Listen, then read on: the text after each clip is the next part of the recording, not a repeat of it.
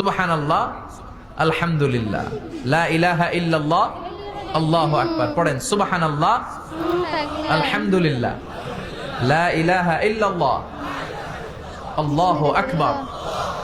এই চারটা জিকির হচ্ছে শ্রেষ্ঠ জিকির। শ্রেষ্ঠ তো শ্রেষ্ঠই তো পাইছেন, আর এদিক ওদিক তাকান কেন? পড়েন ইচ্ছা মতো।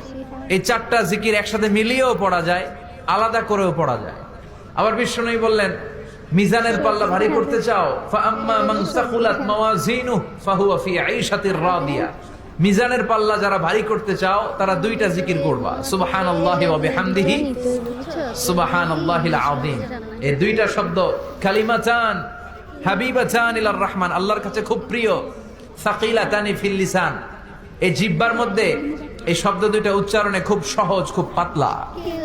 সাকিলাতানি ফিল মিজান, কিন্তু এই শব্দ দুইটা মিজানের পাল্লায় রেখে দিলে অনেক ওজন হয়ে যাবে।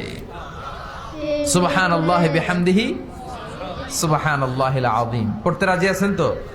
প্রত্যেক ফরজ সালাতের পর আয়াতুল কুরসি পড়বেন। কি পড়বেন? মুখস্থ আছে না? এটা পড়ে ফু দিলে কোনো জিন পড়ি, ব্ল্যাক ম্যাজিক কোনো কিছু আপনারা ধরতে পারবে না। বিশ্বনবী বলেন, মান ক্বারা আয়াতাল কুরসি দুবুরা কুল্লি সালাতিন মাকতুবা লাম ইয়ামনাহু মিন দুখুলিল জান্নাতি ইল্লাল মাউত। প্রত্যেক ফরজ সালাতের পরে কেউ যদি আয়াতুল কুরসি পড়ে, তার জান্নাতে ঢোকার ব্যাপারে আর কোনো বাধা নিষেধ থাকে না। একটা জিনিস ছাড়া, সুবহানাল্লাহ, আরেকটু পরে একটা জিনিস ছাড়া, ইল্লাল মাউত, সেটা হচ্ছে মৃত্যু। লোকটা মরে না তাই জান্নাতে যায় না, মরলেই জান্নাতি। এবার সুবহানাল্লাহ। তাহলে প্রত্যেক ফরজ সালাতের পরে আয়াতুল কুরসি দরকার আছে না নাই? প্রত্যেক ফরজ সালাতের পরে সালাম ফিরিয়ে আওয়াজ করে পড়বেন আল্লাহু আকবার।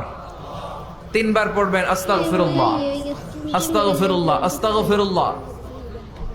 সুবহানাল্লাহ 33 বার, আলহামদুলিল্লাহ 33 বার, আল্লাহু আকবার 34 বার। অথবা শেষে 3টা 33 বার পড়ে মিলাবেন, লা ইলাহা ইল্লাল্লাহু ওয়াহদাহু লা শারীকা লাহুল মুলকু ওয়া লাহুল হামদু ওয়া হুয়া আলা